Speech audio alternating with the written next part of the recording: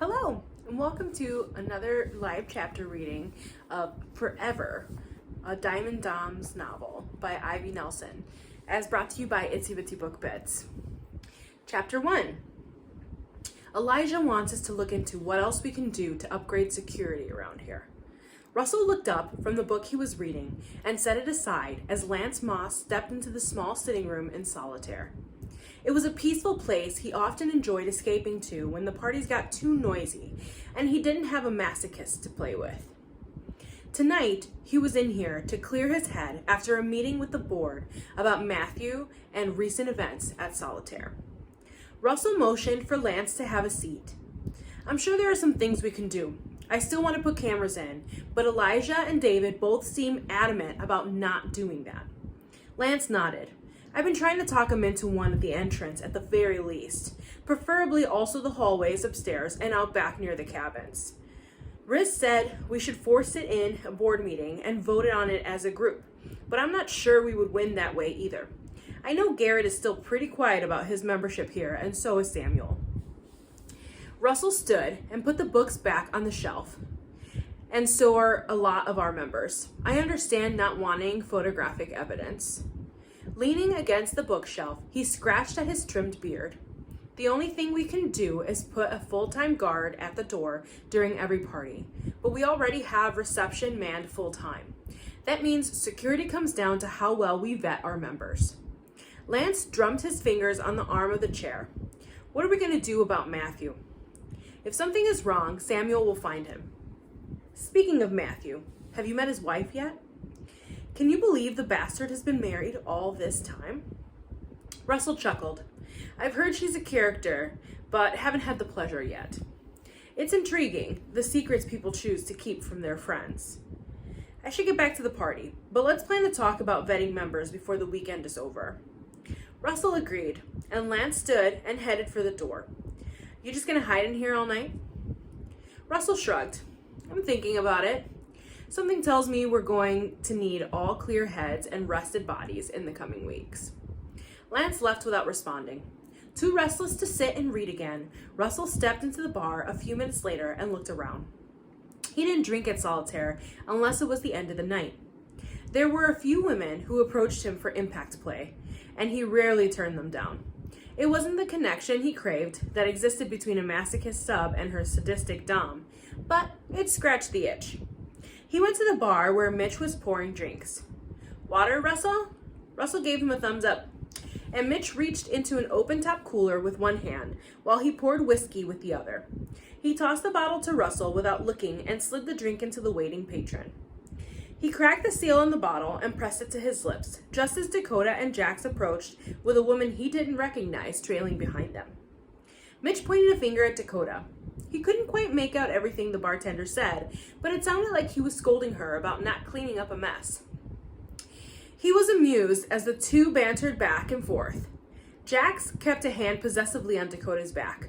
It made him smile to see the two of them together. He'd been unsure if they would ever work out their differences, but it looked like they were starting to. Somehow, 3 years had passed since the night Jax first showed up at the club. Where had the time gone? Jax and Dakota had said goodbye to Mitch and disappeared into the dungeon. The woman he didn't know stayed behind and ordered a drink. It's not polite to stare. Her accent was decidedly British, and it hit him. This was Matthew's wife. "Apologies, you must be Gemma." He stepped closer to her and extended his hand. She smiled and took it. "Everyone seems to know who I am, so I'm at a disadvantage." Russell Adler, board member and head of the dungeon space. "It's bloody beautiful in there. Did you have a hand in designing it?" Russell gave a half smile. "Not exactly, but I did commission several of the furniture pieces from an artist in the community." Mitch set a gin and tonic in front of Gemma, and she picked it up but didn't drink. "I would love to find someone to try some of that furniture out with." He lifted one eyebrow.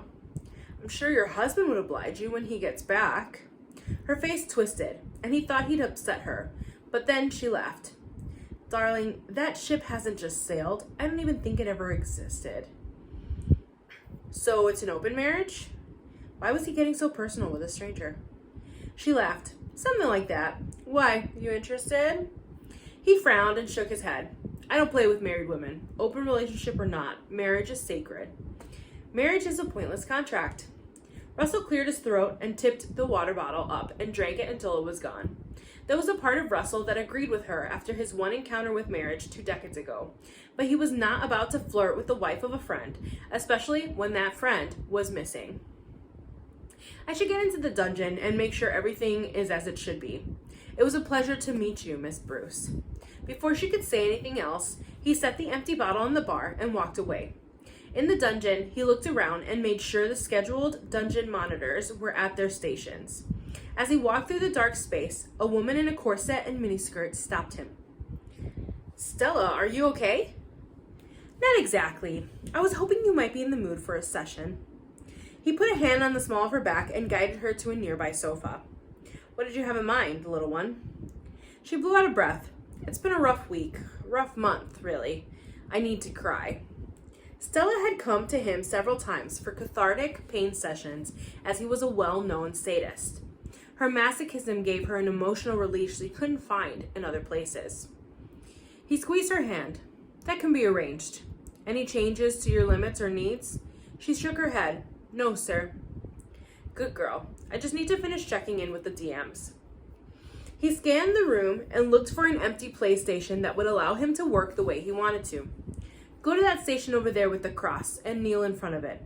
I'll finish my rounds and grab my bag and see if we can give you what you need. Prepare to feel my whip. She shuddered, but stood and moved to the cross he'd indicated. He'd watched as she sank to her knees and rested her hands on her thighs. Stella was a gorgeous woman, but she would never be anything other than a play partner. He'd taken her to dinner once, but they realized quickly that theirs was a relationship for inside the dungeon only. They'd never had sex and probably never would. In a way, he was providing her a service, one he was all too happy to give, as it allowed him to release some of his own pent-up energy and frustration. He finished walking through the dungeon and retrieved his bag. As he re-entered the play space, he nearly ran into Gemma. Looks like you've got quite the bag of tricks. She tilted her head at the large black duffel on his left hand. It would probably scare you if you opened it. She scoffed. You don't know me at all. Why don't you try me? She's married and Stella is waiting for you. He clenched his fist and gave her a tight smile. Not tonight, Miss Bruce. Please don't call me that. The level of discomfort in her voice made him cringe. He knew he was being an asshole, so he apologized. I'm sorry, Gemma. I won't call you that again. If you'll excuse me, I left someone waiting. Gemma stood near the dungeon entrance and watched as Russell approached a kneeling woman. The scent of sex, sweat, and human craving hung in the air and had all of her other senses on high alert. When he crouched down and cupped the stunning woman's chin, Gemma cursed herself for being unable to look away. His intense stare at the bar had unnerved her and intrigued her at the same time. Something in his eyes made her want to ask a million questions and get to know him. His demeanor had changed when he found out she was married to Matthew. That made her curse her family all over again. Yes, they were legally married. No, they were not in love or even sleeping together. In the best of times, they were friends, but most days they were strangers who didn't even live together anymore. They had their own lives, and that was how they liked it. If their world hadn't exploded, literally, they might be divorced by now, and maybe she would be the one strapped to the cross by the gorgeous silver fox across the dungeon. She told herself to put him out of her head and found a place to sit. There was no sign the two even liked the same kind of play, and here she was fantasizing about him. Get a grip, Gemma. You'll be back in London before you know it. At least she hoped so. After the harrowing experience of barely escaping death and Matthew shoving her onto a plane against her will, she wasn't sure what her future looked like. And now, nobody could locate Matthew. She wanted to reach out to Kendall, but he had been adamant about her not contacting anyone for fear that she might be found. She shuddered and took one more look at Russell and the woman he was with, just in time to see him unfurl a single tail whip. A loud crack echoed through the room, and she pushed open the door and left the dungeon. Chapter 2. 2 weeks later. I'm sorry I had to be the one to tell you. Gemma stared at Russell. Is there anything I can do? His features were tight and his shoulders seemed to tense as he stood in the living room of the safe house they'd taken her to after she showed up at Solitaire last weekend. They're sure it's him? The body was all but destroyed. However, the coroner made a DNA match. A lump formed in her throat. Her husband was dead. There should be some kind of overwhelming grief, shouldn't there? But she was just numb. Sit down, Gemma. She blinked at the tall, older man standing in front of her. Why are you here? He gripped her by the elbow and led her to the nearby sofa. Sit. She dropped onto the couch and twisted her hands in her lap. This is my safe house. It made sense to send me or Jax because the fewer who know where this place is, the safer you are. Dakota is pretty torn up about Matthew, so Jax stayed with her. Gemma jumped up. I should call my family. They'll want to know so we can make funeral arrangements. I'll need to figure out where his will is kept and get his attorney on the phone. This'll be a nightmare. He wasn't supposed to die until long after we were divorced, so I wouldn't have to deal with any of this shit. Russell stepped up in front of her and she realized she was pacing. Stop. Let's hold off on all of that right now. My people are putting pressure on the coroner to keep his death out of the press for right now, so we can do some investigating. If you call the wrong people, that's going to compromise that. I have to do something. You can stay safe. That's what he would want. Or he wouldn't have sent you to us. Gemma held up a hand. Stop talking about me like I'm a package dropped off in the mail. Russell's eyes closed, and she took the moment to examine his features. He was a stern man from what she could tell, but she'd caught glimpses of him relaxed and laughing with some of the other board members at Club Solitaire. No, you're a human being he cared about, and since he cared about you, that makes you family. We do our best to keep our family safe. She wanted to wrinkle her nose. Family had never kept her safe. Mostly, they just made her life harder. But she knew Russell meant well, so she kept her face neutral. I've just never been good at sitting around, and my family is going to wonder where I am if I don't check in soon. Russell motioned toward the couch. Sit, and we can talk about all of that. I'm sure there's a safe way for us to put you in touch with your family, as long as we're sure none of them are involved in your husband's death. That did make her wrinkle her nose. Don't call him that. Russell scowled. That's who he was. She laughed. Legally, yes. Realistically, he's my annoying little brother. You married your brother? She smacked her forehead. No, idiot.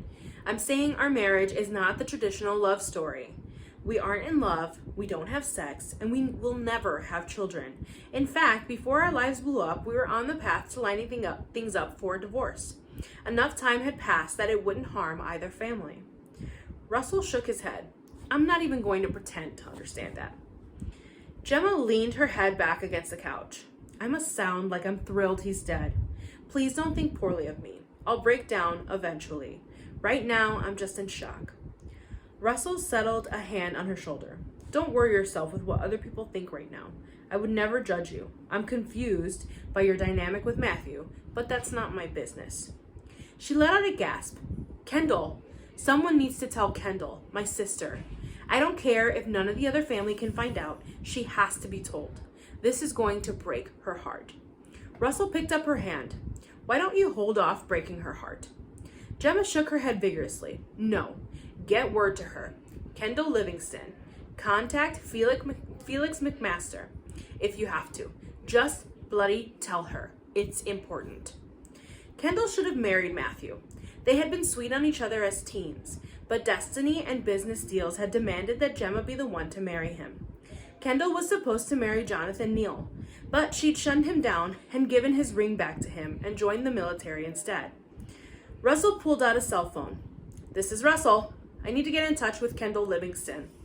Quietly. Pass on the word of Matthew's death, but don't share any other information.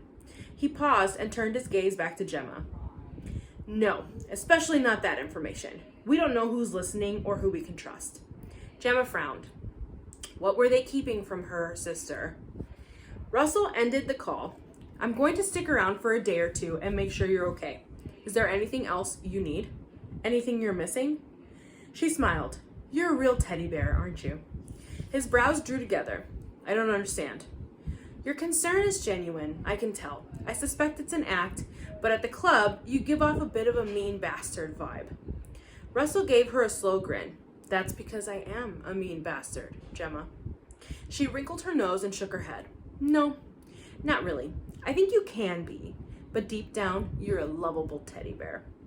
Something flashed in his eyes, and he looked like he might argue, but it passed a moment later and he stood. I'm going to walk the perimeter and make sure everything is secure. If you have any special requests for groceries, toiletries, or whatever else you need, write them down, and I'll have someone get them for you.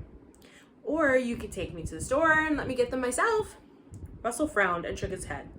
That's a bad idea. The less traffic in and out of this place, the better. Gemma protested. But if you have someone get them, that's going to be more traffic anyway. Make your list, Gemma. We're not leaving here. He spun and walked out the front door.